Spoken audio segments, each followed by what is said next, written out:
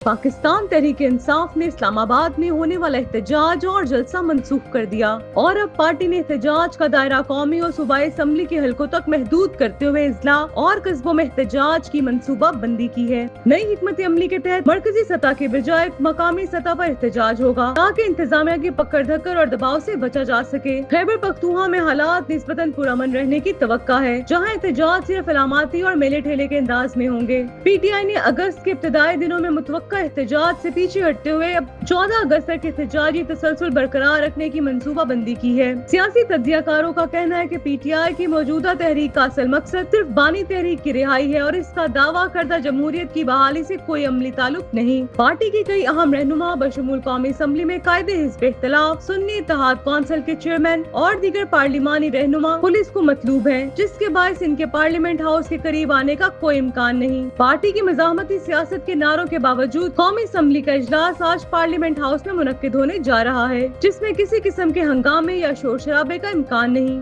इजलास के लिए कौमी असम्बली के सेक्रेटरी जनरल सैयद ताहिर हुसैन ने 32 निकात पर मुश्तमिल तफसीली एजेंडा जारी कर दिया है, जो हुकूमत की जानिब से फराहम किया गया है। ये इजलास कौमी असम्बली का 18वां सेशन है और तवक्का है कि इससे कौमी अमूर पर निस्बतन पुरसकून माहौल में बातचीत होगी।